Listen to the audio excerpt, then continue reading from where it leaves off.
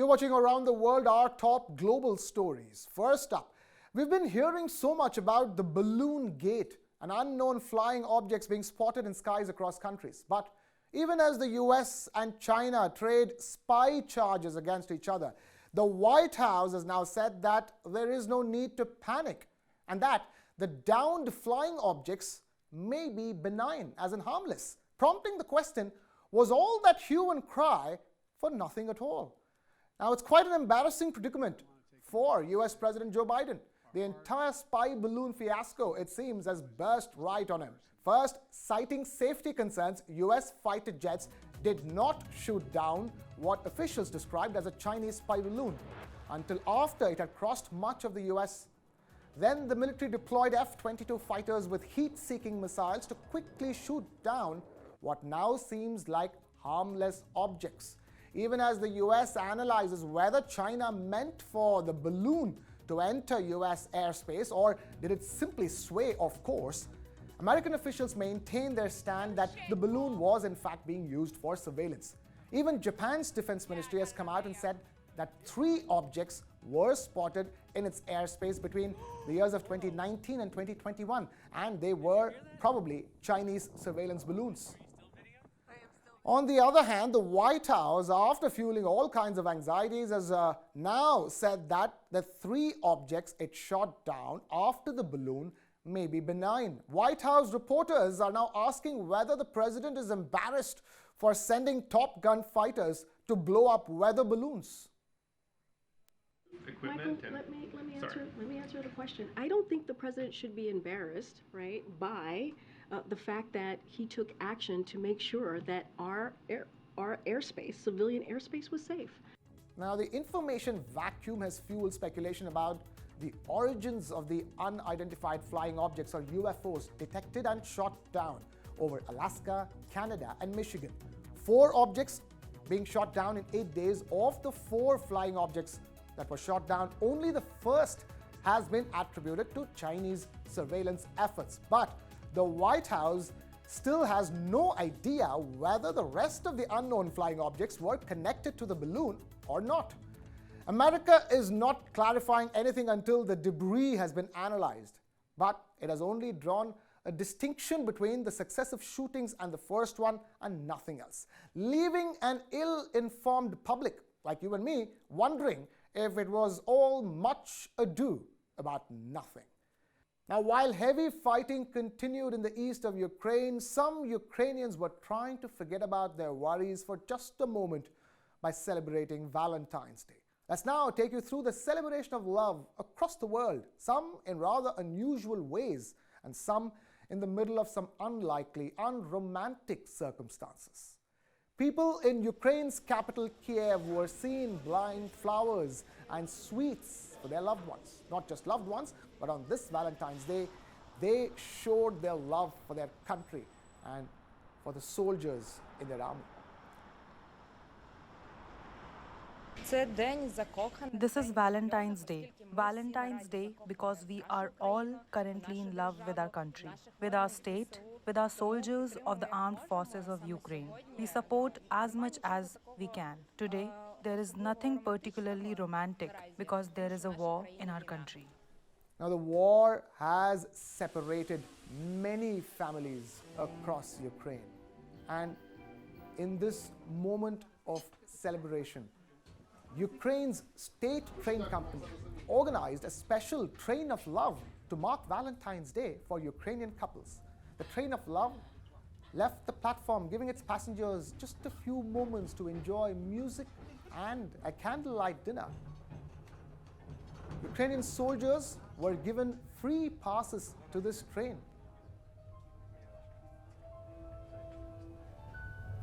Away from Ukraine, Mexico, which never fails to amaze the world with its festivities, they found a remarkable way to celebrate Valentine's Day as well. Nearly 1,000 couples got married in a civil ceremony, a mass wedding event organized in a central Mexican city where same-sex marriage was legalized recently. And so at the event, 35 same-sex couples also got married.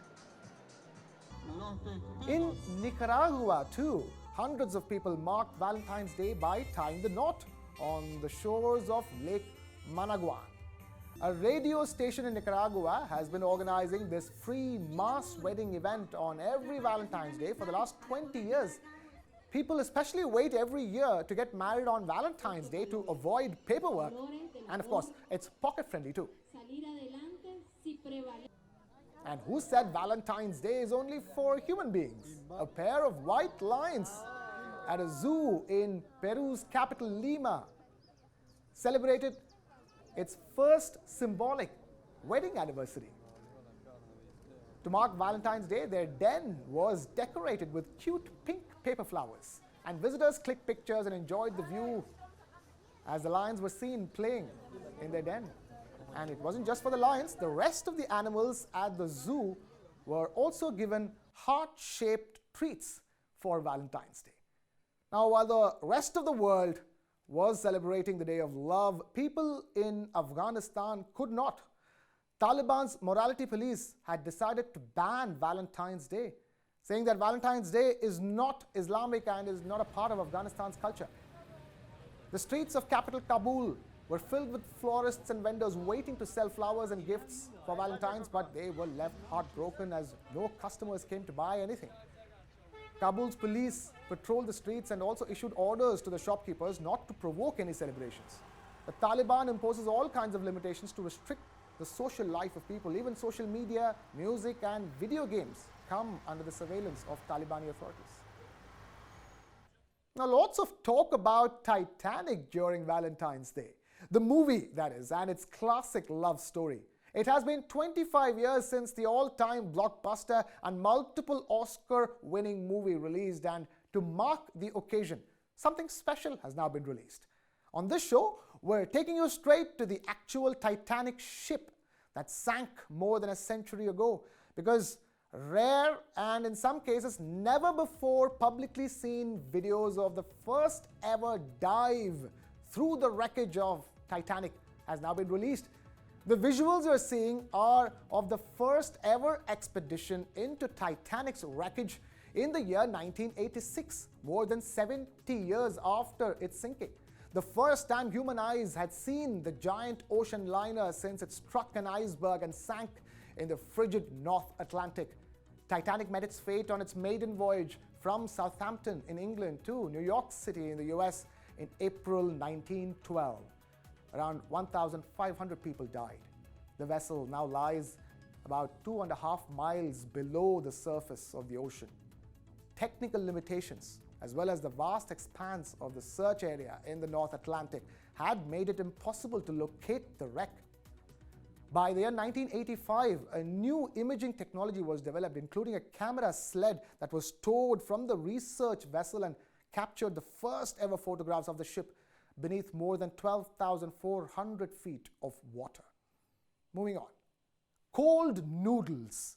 Doesn't sound like something you want to eat, right? Doesn't sound appetizing. Cold noodles? But in North Korea, it's the national dish. And now, the United Nations' cultural body, UNESCO, has recognized cold noodles as part of North Korea's heritage.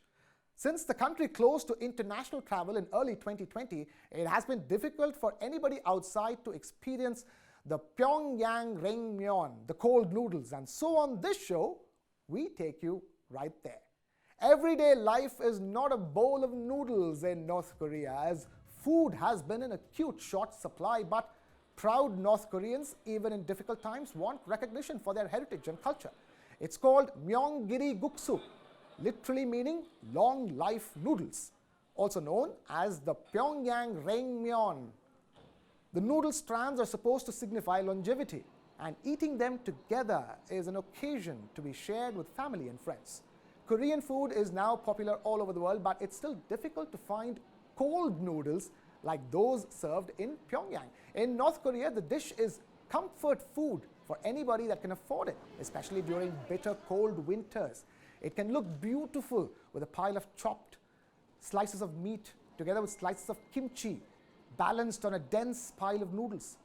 The garnishes and egg provide crunch and cohesiveness to the dish, but they say it's quite difficult to eat it. You have to pull the ball of noodles apart, stretch and twist them to get them into shape before you try and suck them up into your mouth. And by the way, sucking and slurping is not rude, it's normal for the Pyongyang Raengmyeon. When done right, it's a rewarding experience. The noodles are chewy but with a light bounce, and the cold soup has a refreshing umami flavor.